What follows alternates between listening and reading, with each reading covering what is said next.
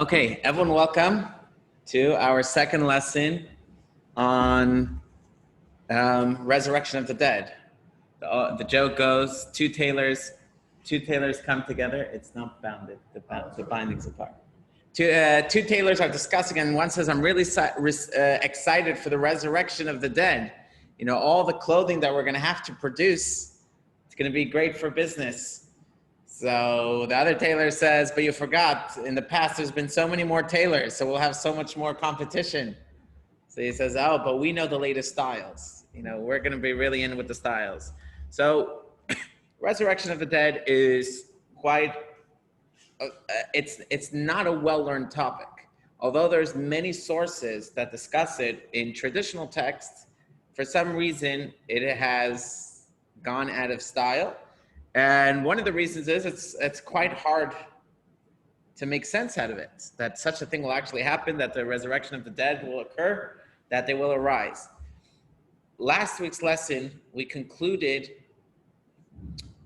with explaining why, we explained two views of the resurrection. We had Maimonides' view that resurrection will be an event that will take place, but it won't be the end destination. The end destination, the ultimate reward, is a life of souls, spiritual beings, not souls constrained by the body. That was Maimonides' view. Resurrection of the dead will happen sometime after Mashiach's arrival, but it's not the ultimate future of the world.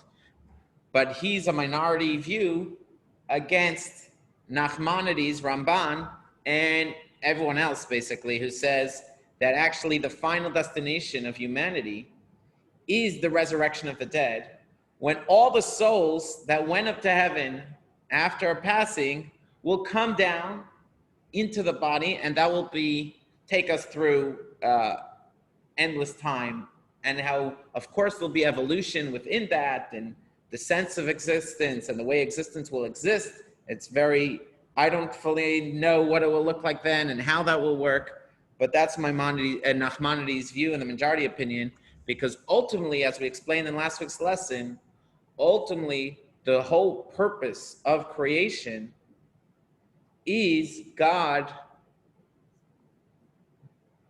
creating an imperfect world, perfected by imperfect creatures, and the imperfect creatures coming fully aware and fully compatible with a complete revelation of the infinite God.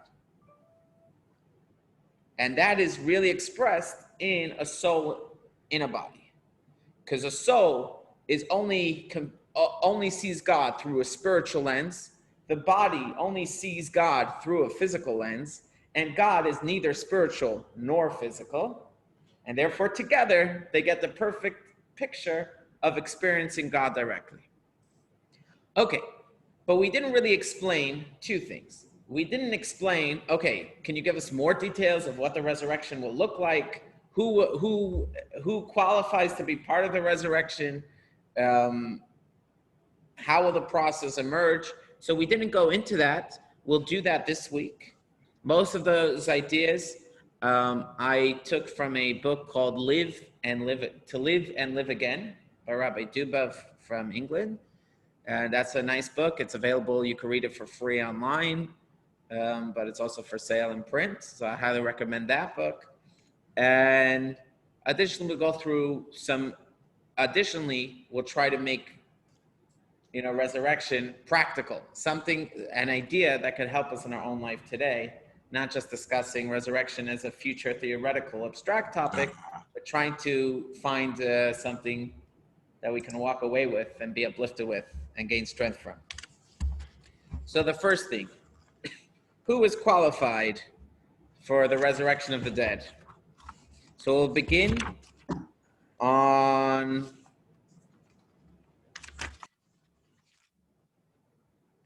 the complete text is not here, but we'll begin with page 22 in the student book. And this is the opening Mishnah of the last chapter of the Talmud of Sanhedrin. And over there it says, all Jews have a share in the world to come. And then it says, and these are the Jews that don't have a share in the world to come. which is quite funny language to say all Jews have a share in the world to come, and then it says, and these don't have a share in the world to come. And one of the examples that it gives is one who says, I'm reading text one who says there is no support for the concept of the resurrection of the dead in the Bible. Whoever says, I believe in the resurrection of the dead, fine.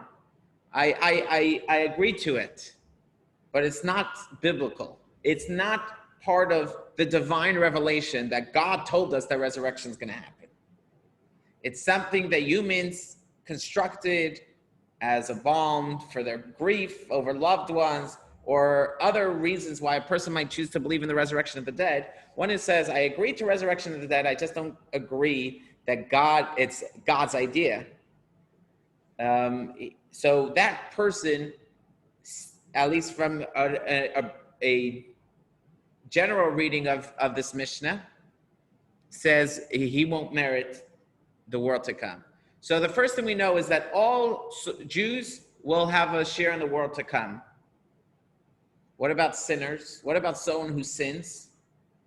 Yeah. Is he eligible? Sure. First of all Jews are full of mitzvahs. That's a fact. Even sinners do many mitzvahs, whether they know it or not. They don't realize that throughout the day they're doing mitzvahs. Secondly, there's a body and a soul of the Jew. And while the body when we say resurrection of the dead, most Jews will resurrect in the body that they had during their lifetime. Some Jews will only resurrect in a new body. They won't merit for their souls to return into their original body, because their original body was so full of, caused so much damage to the world, and therefore that body won't merit to return. Only bodies that were partners with the soul in making the world more perfect will be eligible for the resurrection. But all souls, even souls of sinners, will merit the resurrection of the world to come. When will resurrection happen? So there's not complete clarity on this. We do know that resurrection does happen from time to time. In the Tanakh, it's recorded, there's incidents recorded of a resurrection for one person or two people, minor, miraculous events that was a resurrection of one person, but it wasn't resurrection on a global scale. And the Talmud records a few such events, and we have events of great masters that resurrected people who died, different stories throughout our tradition. But what about this mass global resurrection? The traditional belief is that it will happen sometime after Mashiach comes. It will first happen to those that live in the land of Israel, and only afterwards will it occur to everyone that lives outside of Israel. That's why many people, even though they never lived in Israel, they pay lots of money to be flown and to be buried on Mount of Olives or in the land of Israel, because of this belief that the people that are buried in the land of Israel will resurrect first. Isn't that the thing about all the bodies rolling to Israel? That's part of that idea. Exactly what that means, I don't know. You're buried here, your body comes up, and then you roll. Or there'll be tunnels. I don't know. It's very obscure. Yeah. There's also a debate whether Abraham, Isaac, and Jacob, will they be the first ones to be resurrected? Because it says the righteous will be resurrected first. But there's an opinion in the Talmud that says actually it'll be a greater merit for them to see all their children resurrected and they come at the end than for them to be included in the rest of the righteous and be there in the beginning. So there's a debate about that. There's also the bodies themselves. How will they be resurrected? There's a debate between Hillel and Shammai. Hillel says God will use a special dew of resurrection. That's according to all opinions.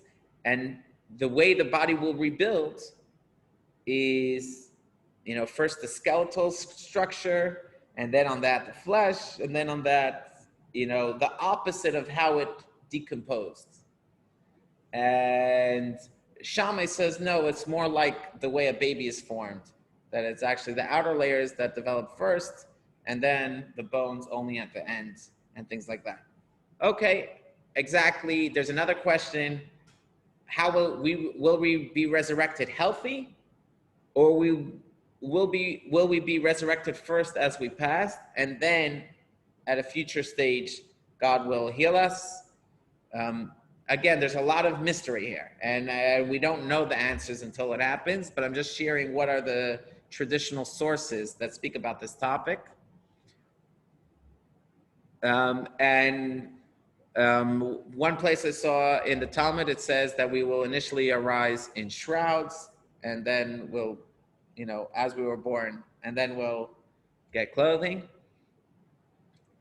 Now, what about the Gentiles of the world? Well, the Gentiles merit the resurrection of the dead.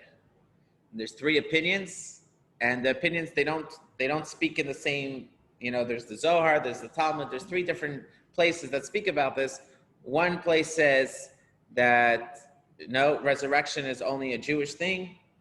The next opinion says no, absolutely for the righteous Gentiles, because they also have mitzvahs. When they fulfill their mitzvahs, those Gentiles that fulfill their mitzvahs will merit resurrection of the dead. And there's a third opinion that says, actually, it's not fair that the destroyers of the world shouldn't have to witness their consequences. So actually, all the nations of the world will be brought back, and this seems to be the opinion of Maimonides, only to stand in judgment before God, and then God will show, look at, you didn't contribute to a perfect world, you contribute to the opposite, and therefore then the righteous Gentiles will go on to live in happiness and peace, and the ones who, profane God's name and cause suffering in the world, those ones will perish again. Okay. Any questions before we? So evil Jews, do they perish or do they get to live? Evil Jews, their body will not be rebuilt. Their soul will be put into a new body. What? Why should they get to stay at all? Why can't they be like Because their souls don't. The soul is never corrupted. At least the inner spark of the soul. There's some opinion that say the lowest part of the soul, and this is the opinion of Maimonides, the lowest part of the soul called nefesh, that if a person gets karas, gets cut off, then that part of the soul doesn't return when Mashiach comes, during the resurrection. Okay. And next week, we're going to discuss an interesting concept. What about the people living alive today? Will they not experience a resurrection because they're alive? Will they be forced to die in order to have a resurrection? So we're going to explore that in next week's lesson. Okay, now let's get into an interesting question we have here. We said that someone who doesn't believe that resurrection is from the Torah doesn't have a share in the world, doesn't have a share in the resurrection. And the question is why? He's a believer. He believes in all the Torah. He also believes in the resurrection. He just doesn't believe that the resurrection is from the Torah. Why? What's so grave? Why is he deserving of such a harsh result? That's our first question. So one must believe in the resurrection of the dead and believe that it is sourced directly from the Torah. So why can't I believe it for my own reasons? What if I believe that scientists will be able to create resurrection?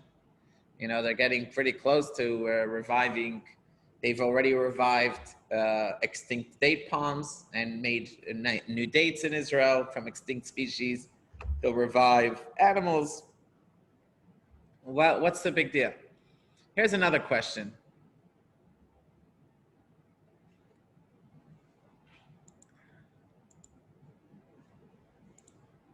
We know in Maimonides' famous 13 principles of faith, two out of 13, number 12 is dedicated to the belief in the coming of Mashiach, and number 13 is belief in the resurrection of the dead. Mashiach has many details to it. When we say, I believe in the coming of Mashiach, There's so many beliefs associated with that. Do I believe the Bet HaMikdash will be rebuilt? Do I believe sacrifices will be returned? Do I believe there's so many beliefs that are packed into that belief. They don't get their separate, their separate belief. There's separate. But here, the belief in resurrection of the dead gets its own place. Why can't we just lump it into the same package? I believe in Mashiach. I believe in all the fantastical things that will happen when Mashiach comes. Why does it get its own unique system and Maimonides? And thirdly,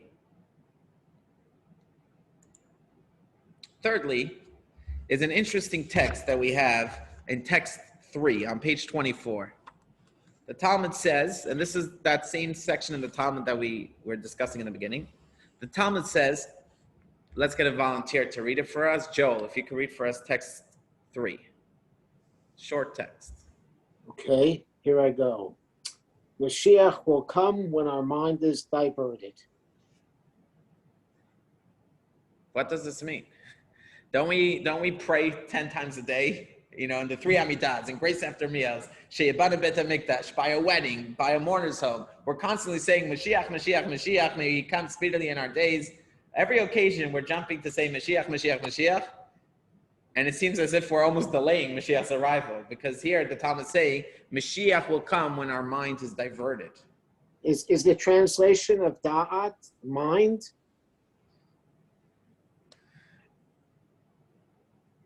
It's an element, it's a specific part of our mind, a specific process when the das is connected to the part of the mind that internalizes the information. When the concept of Mashiach is not internalized in our mind, I don't know, what ideas would you say? So some common understanding is, Mashiach is so far-fetched from our current reality today that's what it's coming to teach us. That even when you think the Mashiach belief is way out there, that's when you could say, the world is such a mess, how could Mashiach come tomorrow? It's telling us shocking things shouldn't shock you anymore. Because Mashiach will come when it will be a shocking event. But today we're going to go into a deeper understanding. Any questions before we move on? Maybe is it saying like sometimes your greatest insights as a person come when your mind is quite empty and not thinking about whatever it is, and then so it could be, at least the way I interpret it, that it's like when you it'll in a way, it's like you have to, in Judaism, you have to believe it and it'll come down, but almost like it's not going to be because of you. So it's almost going to come when a great idea comes to you when you're not even thinking of anything else, almost as if out of nowhere. Okay, very good, very good. Very good. You're thinking in the right direction. Okay, so we're going to put all of this aside and we're going to ask one more question. And this is a question, we're going to do a little exercise. Exercise on page, what page is this? Page 25? What page is the exercise? 25. Okay. The exercise is to think about 2 things in the recent past that you really wanted so much and you can't imagine not having that thing. You really want it so much, you can't imagine not having it. For some of us, it'll be really easy, this exercise. Some of us, it'll be a little trickier. Think of something that I really desire, I really want, and I can't imagine not having it. 2 things in the recent past. Yes? Rabbi, I don't actually understand this question, because if you do not have it currently, how could you not imagine not having it? That doesn't make sense. Well, let's assume, in other words, you feel you can't live without it. I get what you're saying. I get what you're saying. So I guess modify the question. Maybe what is something that you deeply wanted and you got it? You felt you deeply need it and you received it. Maybe use that as the question, as the framing for the question. Okay, thank you. Okay, so think of two things and then rate it. Is this need or want completely reasonable, somewhat reasonable, not entirely reasonable, or nothing to do with reason?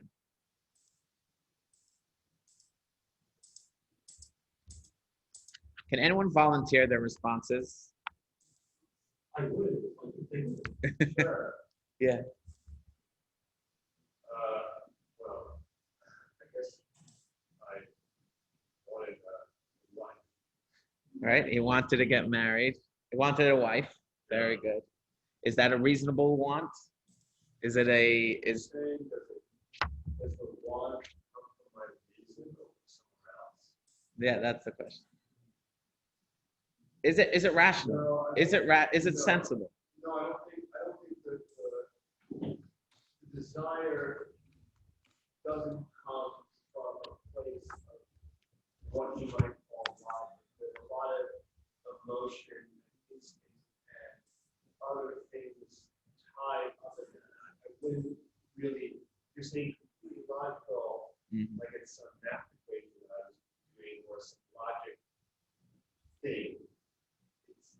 It's not quite that.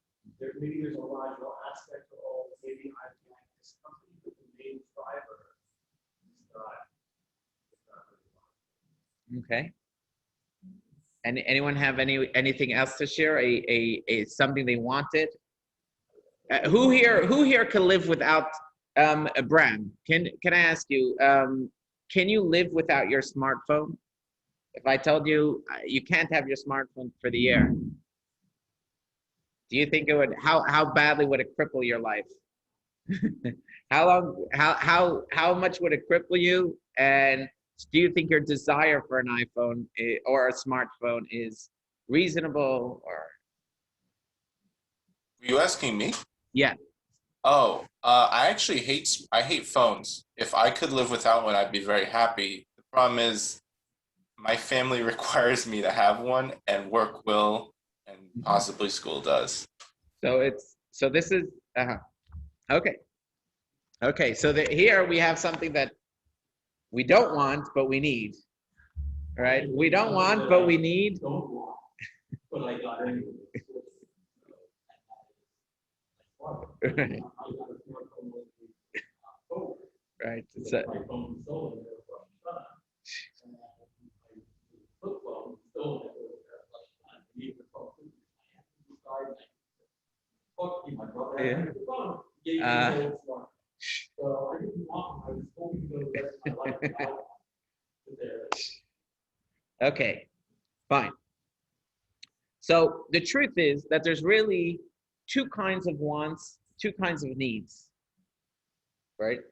And this is what the Kabbalists refer to as the inner heart desires and the outer heart's desires. What's an example of things that are inner heart desires and things that are outer heart desires? Things that are outer heart are things that are they're there to fulfill an extrinsic need. Like, for example, we might say, I want a job, but do you really want the job? Maybe you want the financial security that comes from the job, or the sense of purpose that it gives you. Okay, so I really want the sense of purpose and the and the financial security. Do you really want the financial security, or do you, whatever? You could always dig deeper and go, get it back to the roots. At some point, it stops at an intrinsic desire and need. So, for example, you go to preschool, you drop off your kid. You come at the end of preschool, and they say, we found you a better kid for you. You say, no, I want my kid. Say, why? Why do you want your kid? I love my kid. Why do you love your kid? Oh, because he gives me nachas. Oh, this kid will give you more nachas. Oh, but this kid, he looks like us. Oh, this kid, will do the plastic surgery to get him to look like you. All these things you're starting to put reasons. The reason I love my kid at its core is not explainable. It's not reasonable. He's my kid, and therefore he's my kid. And therefore, even if he won't always give me nafas, and even if he won't, but he's my son. And therefore, at the end of the day, when it's time to pick up, I'll take home my own kids, and I won't take the better model. Versus you walk into an Apple store and you give your old phone in for repairs, and they say, it's your lucky day, we'll give you the newer model. Say, sure, I gladly take the newer model, because you have no connection. The phone serves certain functions and needs. As soon as you find something else that could replace those extrinsic needs, you'll switch. Versus your children, but your children, it's not replaceable, because your children are not really about filling external needs. It's not really, and sometimes we confuse ourselves. Sometimes we look at things that we really desire from an inner heart place, but we load on it external reasons why we want it. So you say, oh, I want my kids because they're going to take care of me in my old age. But once you get into the logic of it, that could blind you from the real connection that you really have to your kids. So sometimes we love our kids because they're good kids. And sometimes that could blind us from the real reason that we love our kids, because it's coming from our inner hearts. So sometimes when we have one thing that has an inner heart explanation and an outer heart explanation, we sometimes forget about the inner heart explanation. So sometimes when we find our wife, the real reason is an inner heart reason, that we're drawn to our wife to connect to build, to transcend ourselves, to connect to another. But then sometimes we get caught up in the external heart and we say, oh, I love my wife because she looks beautiful, because she's smart, because she's interesting, because we love to travel together. We have the same taste in music, right? She's exactly. But what happens when all of those things disappear? If we get too fixated on the external heart reasons, then all of a sudden we say, oh, no longer is my spouse providing all those things that I wanted. And we forget that the main reason that you wanted to marry her is really from an inner heart reason. But because you became so fixated on the surface reasons, on the external reasons, you got lost on the way. And that's like the parents who fight with, who don't speak to their kids for 30 years. What happens is they forget the inner heart connection that they have with their child, and they replace it with their reasonable reasons that they like their child. I like my child because they respect me. He's not respecting me anymore, so I'm not going to talk to him. I like him because he'll take care of me. Oh, he's broke, and I have to take care of him in my old age. Oh, I don't like him anymore. So sometimes, unfortunately, we replace the external heart motives with the inner heart motives. And that's very dangerous. And that's very hurtful. So let's take a look at that explanation in the words of the Alter Rebbe in Tanya. It's a chapter 4. It's a letter that he wrote, and it's pretty philosophical, and he mirrors that in our relationship with God. So let's get a volunteer. Charles, you can read for us text 4 on page 26. Okay, on my way here. Okay. Page 26. Okay. There are two elements to the heart, namely to the soul's passion for God, an external one and an internal one. The external dimension is when the heart is in passion at thinking of God's greatness. A passionate flame of love is ignited when one thinks deeply into such matters. The internal dimension is that core part of the heart, very deep down, a feeling that is far beyond reason, a feeling deeper than any thought process can conjure. This deeper dimension exists in worldly matters as well. There are certain matters about which a person cares so deeply, matters upon which their entire life depends, that reach to the deepest parts of the heart. At times, Such matters can compel a person to say or do completely irrational things. You know, one of those things is, our desire to live.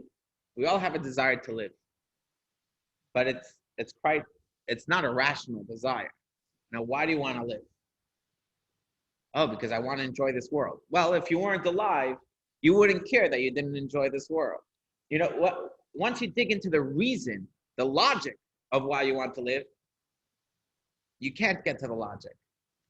And that's why, people that come to, I've had people, teenagers come to me, and there's a lot of it going on right now. Teenagers feeling that they have no reason to live. And the instinct is, oh, I'll start giving him reasons, Oh, you have reasons to live because your parents love you, because this, because that. Once you start speaking about reasons, you kind of already ruined it, because they could always find a better answer why it's really illogical. So really you have to tell them that, you're alive because you have a mission here. It's not about you.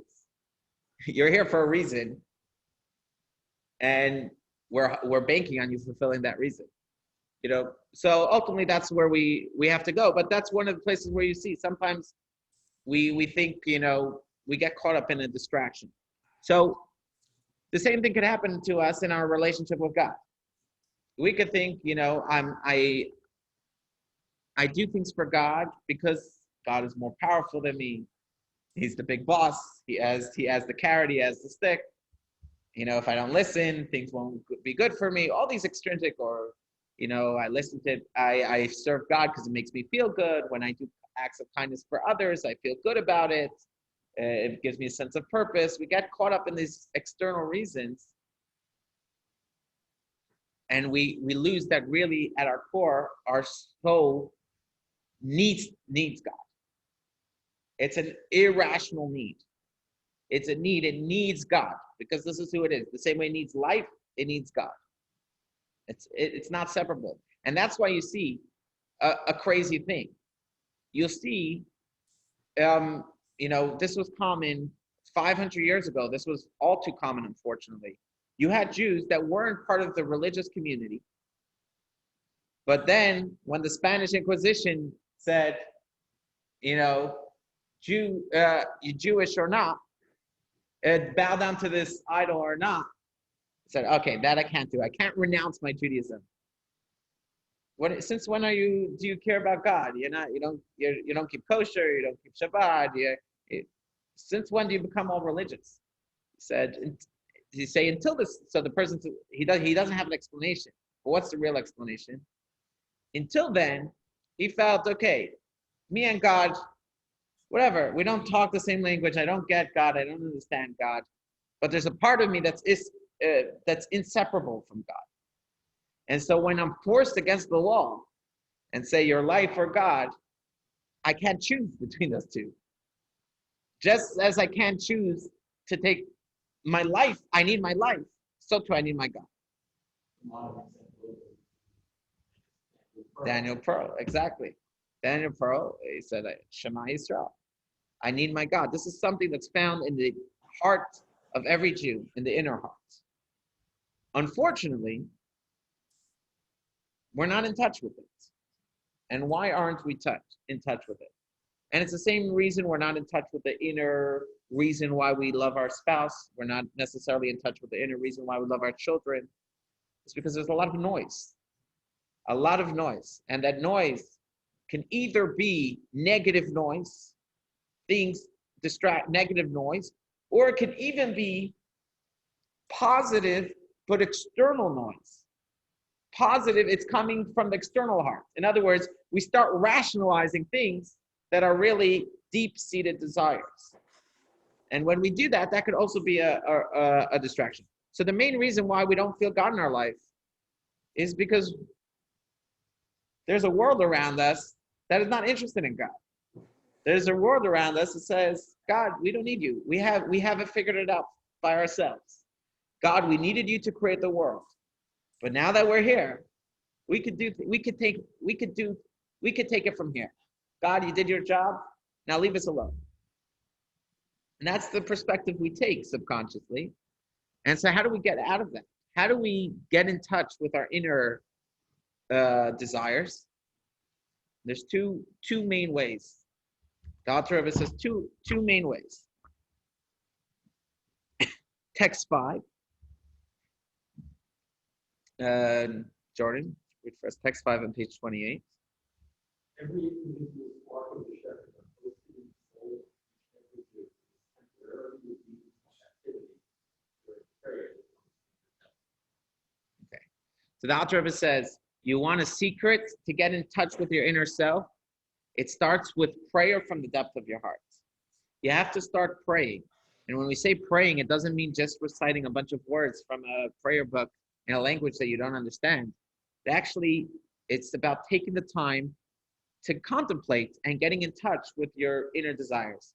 And that's very doable. It's very doable to become in touch as long as we take the time.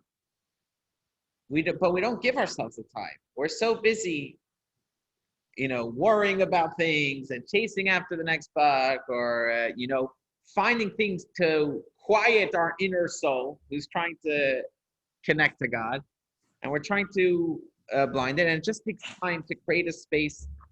So that's solution number one. But many of us don't really connect to prayer. Prayer is not something we connect to. We never learned how to do it properly. And so the author of it says there's also another solution. The other solution is text 6. Stan, if you could read for us text 6. This redemption is accomplished through giving charity, especially by those in difficult financial straits who do not have much. When such people give, they give away their very life, quite literally. Even more specifically, if the money is the fruit of a person's own labor, it is impossible that the person did not, on many occasions, invest themselves completely, to the very core of their being, in acquiring that money, as is the way of the world when doing business. So when a person donates the product of that hard work and gives it away with joy for Hashem, the soul is thereby redeemed from captivity. The innermost part of their soul that was previously trapped in the clutches of negativity is now redeemed by this act of charity. Okay? Someone who's an intellectual person, it's very hard for them to stop using that lens, because they perceive reality through a very logical lens, and it's very hard for them to stop, right? Same thing, someone who, we all have our certain lenses that we see the world through, and it's very hard for us to stop doing it that way. And so someone who perceives the world through reason and logic, and now he's trying to get in touch with his inner heart, is very difficult. And so the author of it says, solution number 1 is prayer, but it doesn't work for everyone. Solution number 2 is giving charity in an extremely abundant nature, in a joyous manner. Because when you do that, especially someone who the money is significant to him, he needs it's really, he can use the food for himself, and he gives away half of his sandwich to somebody else. And he's hungry. What he's doing is he's forcing himself not to see the lens through logic, not to see life through logic, not to see life through reasonableness. He's starting to, it's forcing him to get in touch with his soul on a deeper level. And so now we can understand why resurrection of the dead has to be a belief that it's something divine. It's something that is there, that God grants to us. It's not something that we invented on our own. If our belief of resurrection is based on our own logic and our own feelings, then it's broken. It's external. In other words, it's replaceable. You say, okay, those reasons make sense, but I have alternative reasons that maybe could challenge those. Let's read text 7 the way it's beautifully put. Text 7 and text 8. So Ken, if you could read for us text 7, and you'll read, Sharon will read for us text 8. Okay. Regarding the coming of Mashiach, it is stated, and your God will circumcise your heart and the hearts of your offspring, so that you may love your God with all your heart, with all your soul, for he is your life. In other words, a person ought to love God because he is God, is indeed their very source of life. This is a deep love that stems from the heart's very core, far beyond any reason. Mashiach will only come with Hesek Hadas, removal of reason. The Talmud speaks here of that core part of the heart emerging for the entirety of the Jewish nation, and simultaneously the Shekinah emerging from captivity for all eternity. In other words, the Alter Rebbe is saying is the Talmud's trying to tell us that as long as Mashiach is, a rational pursuit, as long as our relationship with God is from a rational place, and that's the only tool we're using, then we're not truly free. We're not truly experiencing God the way God is meant to be experienced. When the collective Jewish people are able to break free of these constrained ways of perceiving God through logic, through culture, and instead we start to tap into our inner sense, our inner core that believes in it beyond reason, then automatically the world is going to be ready for Mashiach's arrival. So that's what the Talmud is telling us. The Talmud is telling us what kind of mode we have to be in order to be ready for Mashiach. And the mode is to be extremely open to what our inner self is telling us, to what our inner heart is telling us, and to be really in touch with what our inner heart truly wants and not get caught up with all these sideshows along the way that, I love Thai food, and then, do you really love, the story of the fish? The fish is running away from the fisherman, and they're running away ferociously, and suddenly here's the fisherman, I can't wait to catch a fish for the king. The king loves fish. So the fish stops running away, swimming away, because I'll be caught by someone who loves fish. So I have nothing to worry about. And as he's taken to the king and into the kitchen and everything, he's on the king's plate. He's like, I know this is all for a good purpose that I was barbecued and everything because the king loves fish. Then as the king is about to put it in the mouth, the fish says, hey, you liar, you don't love fish, you love yourself, right? So sometimes we say, I love this. Do you really love it, or are you really loving yourself selfishly? What is love? That's another deep topic. Another deep topic. So there's external attachment, and is attachment love? Right. Related. So here we're trying to get in touch with our inner love that desires our children not for how it will serve us, what it could do for us. We desire our life not because what life could give us. We desire God not because what God could give us, but this is just because this is who we are. It's a much deeper place. So you go from, the line between selfish and selfless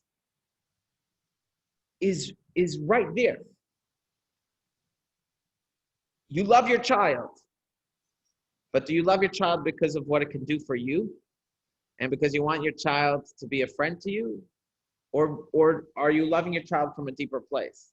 And as long as we're caught up, I want Mashiach, because then I won't have bills to pay, and then there'll be no more wars, and then I'll be able to relax, and I won't have anxiety, I won't have fear. Those are getting in touch with Mashiach in a very selfish way. And we have to get in touch with Mashiach with Hesach Hadas, with identifying with the reality that this is who I am. God created me free. God created me to be in touch, unified with entire reality, to be in touch and in harmony with entire reality. And this is something we have to open ourselves up to through prayer and through charity with joy.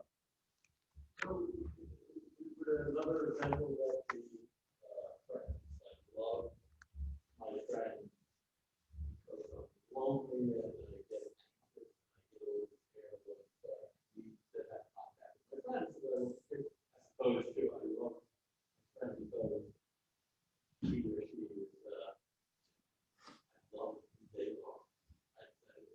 But there's a third way. You know, one is I love the friend because it fills a need that I have. So then the friend could be replaceable because it's not about them. This friend fills the need, but now I found a different friend who fills the need better. So this friend isn't it. Then there's friend number two, who I really admire that friend, you know, for who he is. But it's really about getting in touch with, you know, your deeper self really needs other people, not because of a need that it fills. It's just because of who you are. You are one with that person. You are one with the whole humanity, and therefore you have to work to make yourself friends. Not because of needs that it'll give you, but because this is who you are. The same way you are a living person and you need to live, not for selfish. It's who you are. It's not selfish. It's who you are. The same thing is our attachment to friends. It's who we are. We're here. We're social creatures, not because of needs. It's just, it's a deeper truth than that. Okay. Right. Right. So let's read text. Sharon, read for us text 8. Believing in the freedom is a relatively logical matter. After all, it makes sense that the term jurisdiction won't be downside itself or a consideration. What's more does not question is they are already with the exodus from Egypt. While it's true that the exodus was not permanent, it does indicate the possibility of a permanent redemption. By contrast, there is no compelling logic for the concept of resurrection of the dead, creating situations in which one is constantly doubted. Thus, it is necessary to found one's belief in it on the Torah as that fortifies the belief in a way that, like our belief in the rest of the Torah, is not possible. Okay. So in short, we have, why did Maimonides make it two separate beliefs? Belief in Mashiach versus belief in resurrection. Because the belief in Mashiach, it's acceptable if it comes from external motives. If you believe in Mashiach because you want a break of all the, can you pass the remote to the air conditioner? It's on there. If you need a break from all the suffering that the Goyim have done to us, you know, as the joke goes, why will Mashiach send us to Israel? Let Mashiach send all the anti-Semites to Israel. You know, we could stay here in peace. You know, if that's our motive, that's fine. But then we're not getting in touch with the essence of what our relationship with God has to be about, which is recognizing that this is a divine calling. So we come to resurrection of the dead from a different place, from a place of this is an inner calling. You know, there's the spouse comes home late, and the wife says, "Please, I need you to be home 8 o'clock. I need the car." And it's 8 o'clock, and he's not home. 8:10, he's not home. 8:20, 8:25, he walks into the door, and he says, "Honey, I could have been home 8 o'clock, but I know how much you love flowers. So I decided to go out of the road to get flowers for you. And so here's your flowers." You know, he's expecting a smiling, happy face. And why doesn't he get the smiling, happy face? Because he started using logic. He started using reason. He tried to get over. What? He tried to get over. That's not logic. No, let's say he could have been home 8 o'clock. Let's say that was the truth. He could have, but he decided, you know, why should I just come home? I'm not going to get any admiration from my wife. Let me go get the flowers. So that he started using logic, and that's where he goes wrong. When he should have been in touch with what am I needed for over here? Not what do I want to give, but what am I needed for? And the same thing, that's this belief in the resurrection of the dead is the belief where we say it's not about what makes me feel good or what makes me feel holy, I have to suspend my logic and just do what I'm needed for. So, Friday night services. Wouldn't it be nice if we made a fire and sat around the fire playing guitar? Wouldn't that elevate the experience? Maybe it would elevate the experience for me, but that's not what God wants, right? Whenever we use our rational mind, we kind of do this where we say, you know, I'm trying to bring more joy. I'm trying to bring more love. I bought my wife flowers. But sometimes when you do what you're called on to do, that's more loving than doing the things that make you feel like you're showing love. So you just have to take it on faith. With a foundation of faith. With a foundation of faith, and then try, in other words, step number one, this husband should have come home on time. Step number two is he should try to figure out a way that coming home on time is meaningful to him. That's what he should do. Step number one is your wife needs you to come home on time. That's what you should do. Step number two is now don't do it robotically or do it mechanically. Do it from a loving place. But faith is not mechanical. It could start off that way. If it's something that you don't relate to at all, if you don't relate to it at all, you're saying, I'm doing it from an obedient place. You feel like you're shutting yourself down to give in to the needs of somebody else, right? You don't feel like you're shutting yourself, you're suppressing your desires, your feelings in order to embrace somebody else or somebody else's needs, right? So step one is to do that, is maybe to suppress yourself for the needs of others. And then step two is to incorporate that belief, internalize it, and make it reasonable to you and loving it to you.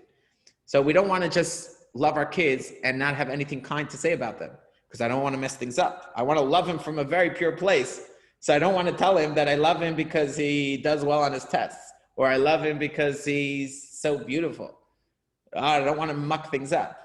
No, you have to be in touch with the core reason that you love him, which is no reason, and then build on that, but without forgetting the core reason.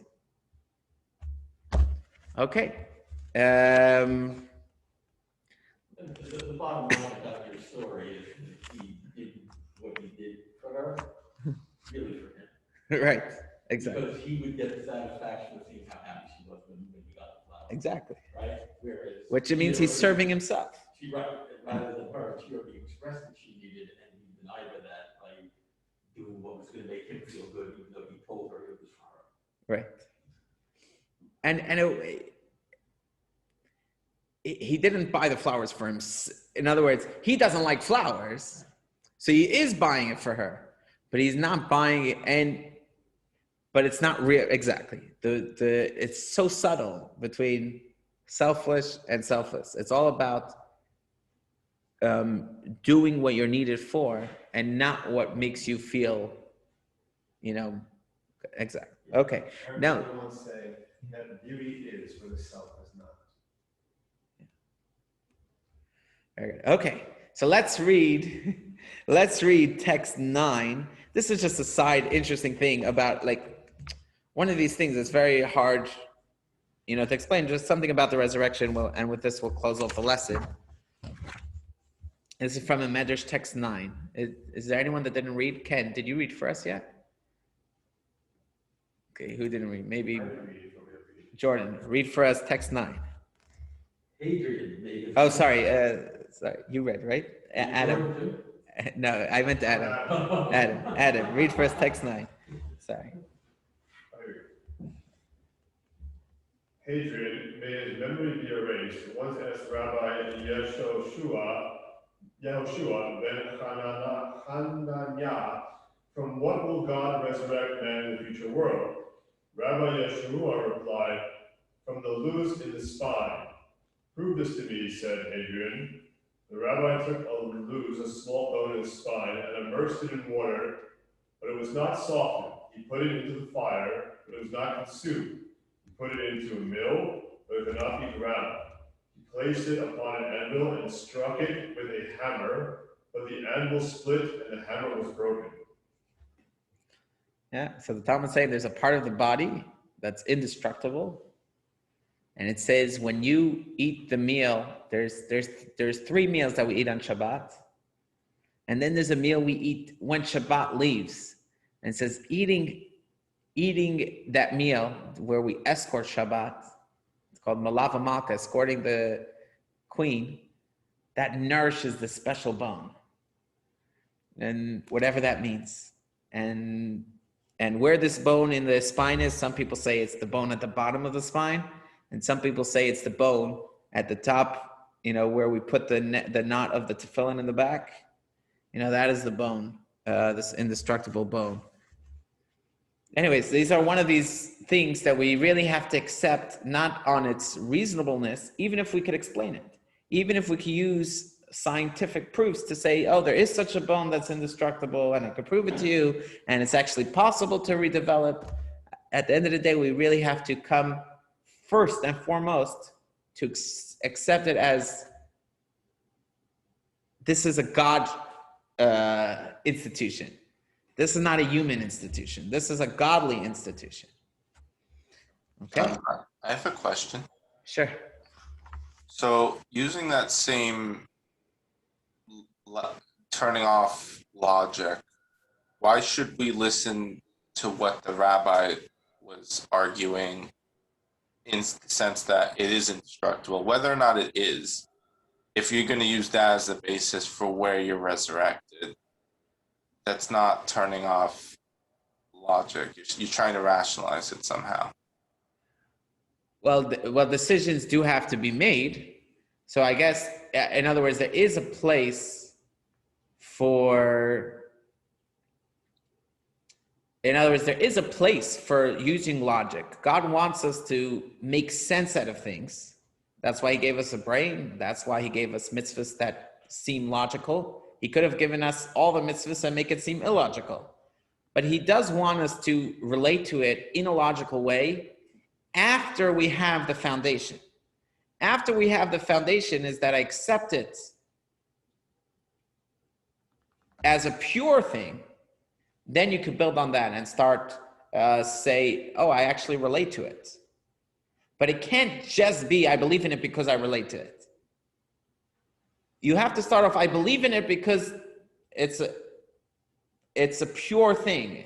And I don't want to confuse it with something I only believe in because I relate to it. It makes sense to me. I connect to it. It makes me feel good. But once you do accept it, then it is actually a mitzvah to start to relate to it and try to find meaning to it and try to bring some kind of understanding. And that's why the Seder, we ask a lot of questions at the Seder and we encourage the kids to ask questions. It's not because we think that only if it's not that. So in other words, how do we know what's a healthy question, what's a not healthy question? One question comes, if I don't have the answer, then it proves that it's wrong, or then it proves it's not real. So here God is trying to tell us, no, there are things that are true, even if you can't explain it. The love between a father and a son and a mother and a son is true and real, even if you cannot rationalize it.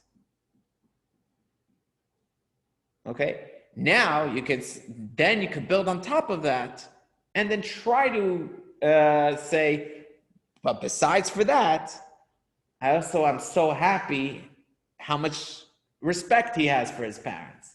I'm so happy. You could build on it with love, with your emotional connection and your intellectual connection, but that cannot serve as the basis. It cannot serve as the foundation. Okay. So we have work to do. We have work to kind of refocus ourselves, get in touch with our inner heart, try to do things, try to re-examine everything we do in our life. And you don't have to be obsessive and do it every time, but, set aside 1 hour a week just to say, what am I doing that really align with my priorities? And what are things that I'm just getting caught up with that is not really my inner priorities, my core priorities that I really care about. And two things to help with that is prayer and an abundance of charity with joy. Okay, everyone have a Shavua Tov, a good week, and we'll see you all for the last of these 3 lessons next week. Thank you. Rabbi, Yashar Koach. Thank you. can I ask you a few questions? Sure. So these aren't tangential to what we were talking about today. Yeah, no problem. Why? Whoever wants to go could go. You don't have to stick around, you know. Can we stay if we want? I mean, I'm open to it. God created man and woman, and then I think it was a couple of thousand years after that, he gives out the laws, and the Jewish religion becomes solidified. Why did that not occur at the creation of the world? If he wanted people to do things in his image, but didn't want to force them to. So we do believe that God gave a set of laws to Adam, the 7 Noahide laws. Oh, I wasn't aware of that. So those are a universal laws, which the goal of those laws is to make a healthy society and a healthy earth, right? It's basically to make the world as perfect as it can be. The Torah law is to take it a step beyond that, which is not just to help the world be the perfect world that it can be, but to actually help the world transcend itself. Which it's a deep concept, but the basic is that there is a law, there is the 7 laws for all humankind. It's actually a mitzvah for Jews to let other people know about those laws. But we see from, it's ancient laws that Noah was keeping, his children were keeping, and even before them, things like respecting your parents, that's not only in the 10 Commandments. That was already, part of the culture way before the Jewish people came to the scene. And things, it's having a just legal system, that's one of the 7 laws, having a legal system that exacts justice and is fair and is honest. That's the last of the 7 mitzvahs. Another example is not worshiping idols. Another one is keeping the family units healthy, not stealing, not murdering, and also not eating live animals. So those are the 7, but those are the broad categories that contain within that a lot of other mitzvahs that are not specific to the Jewish people. Okay. And then the second question, why did God create, or how did non-Jews come to be in the Judaic tradition? Well, Adam wasn't specifically Jewish. Adam was a human, and he's the father of all humans. And Noah, who was the founding father of the modern civilization, so to speak, after the flood, it was only him and his 3 children and his wife and his daughter-in-laws that emerged from the ark. They were all they weren't Jewish. They were just human, because they had this human mission of perfecting humanity and perfecting the world. But perfection is not the same as transcending the constraints of humanity and transcending the constraints of the world. And that's part of what the Torah is. The goal of the Torah and the goal of the Jewish people,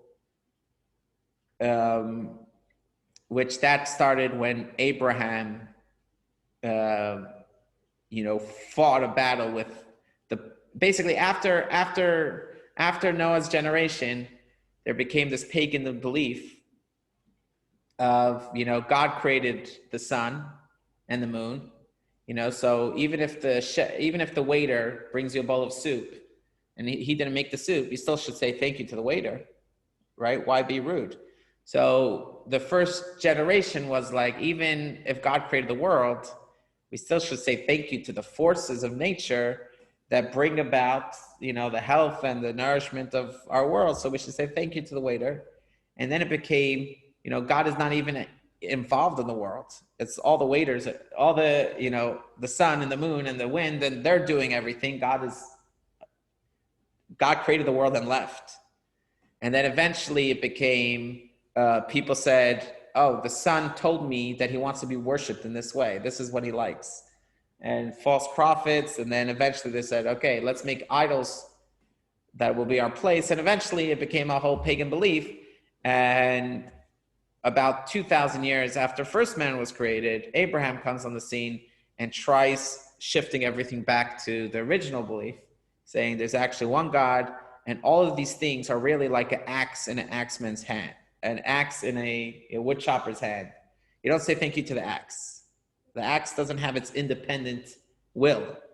It's all, serving the will of God. So the sun doesn't have its independent choice whether to give you heat or not. It's doing it on God's instruction and command. And God's intimately involved. And when Abraham did this went on this campaign, eventually when he was about 70 years old, God revealed himself to him and spoke to him. And, after he was at this campaign for a long time, and then because of his acts, God made a covenant. He said, okay, originally I had this mission of transcending the world. It wasn't necessarily going to be to a specific family. Adam had, besides for the human soul, he also had this mission to transcend the world. But it wasn't hereditary. It didn't just get passed down, that soul passed in the genes. It went to Shes, it went to Noach, it hopped around to different select individuals of every generation. And when Abraham showed his loyalty to God, God said, I'm making a covenant with you. It'll be in your children. They'll be born with it. It'll be like part of their DNA that they'll have this mission. Whether they choose to be part of the mission or not, it'll be a covenant with them. Okay, thank you. Okay. Or thank God, whichever one is more applicable here. Okay, be well.